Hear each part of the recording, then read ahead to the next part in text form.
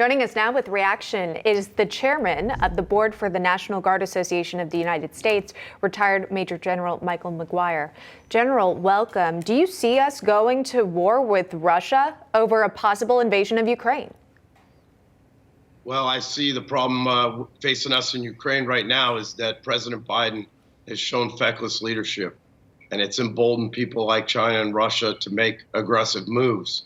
I've said as a candidate for the U.S. Senate here that we have a human tragedy at our own border, and I'm not sure how we put young men and women in harm's way in Ukraine if we can't even protect our own border.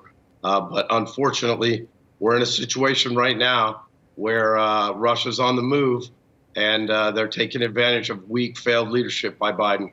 Happening now, the Secretary of State Antony Blinken meeting with Russia's foreign minister in Geneva. The Secretary of State says any Russian invasion of Ukraine would be met with united, swift, and severe response. He also issued this warning saying that it could choose the path of severe consequences if they were to invade, and the partners and allies in Europe would be ready to meet Russia on either path. Do you think these strong words would steer Russia away from any invasion?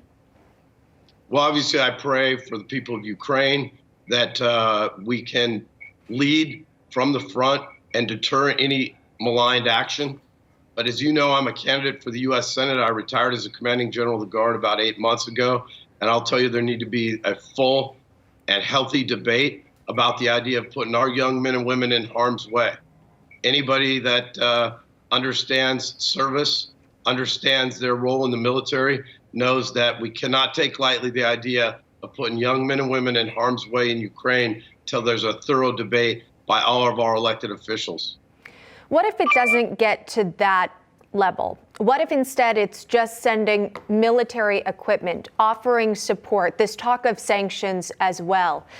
Specifically when it comes to the idea of sending equipment and ammo and necessities, really arming the Ukrainian forces, would they have what it takes to defend against the reported 100,000 Russian troops on the border? Yeah, during my time in service, I worked with a number of officers from the Ukraine, great men and women over there, working hard in their country. As you remember, back during the conflict with Crimea and that crisis, Obama did not provide the support. I got to imagine that the Ukrainian government, knowing that Biden is just a hand puppet for Obama, is very nervous that they're not going to get what they need. But I would make sure that we provide all the arms and equipment to the Ukrainian people to adequately defend themselves. Considering we saw so publicly the president's involvement in the Afghanistan withdrawal and the just sheer disappointment and devastation that followed, what do you think that sends to Russia, knowing how he handled the withdrawal from Afghanistan in today's present time? Yeah, I was on your network right after the Afghanistan failure, the complete debacle, biggest strategic, operational and tactical military failing in my lifetime, maybe in the history of the country. And I said at the time it emboldened China and Russia and other bad actors around the world. And what I think you're seeing right now is them taking an aggressive posture because they are very convinced that Biden is not a serious leader. And that's put us in a situation as a world power that people begin to question our resolve.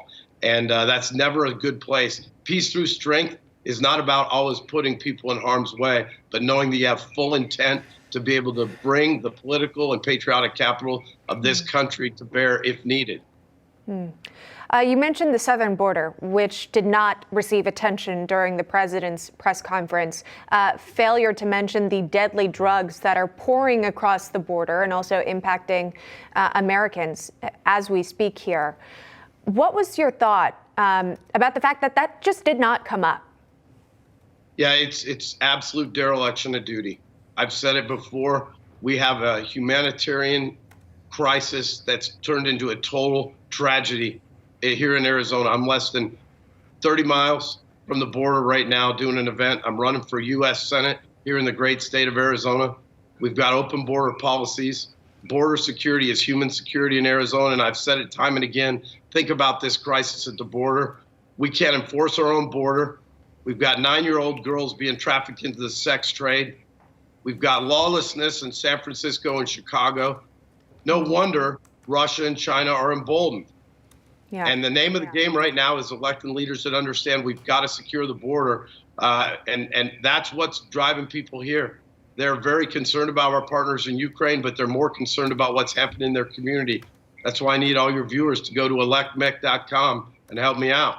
All right. Again, focusing on those domestic issues, as you point out. General Michael McGuire joining us on the program. Thank you, General. We appreciate it. Thank you. God bless you and good morning. Thanks.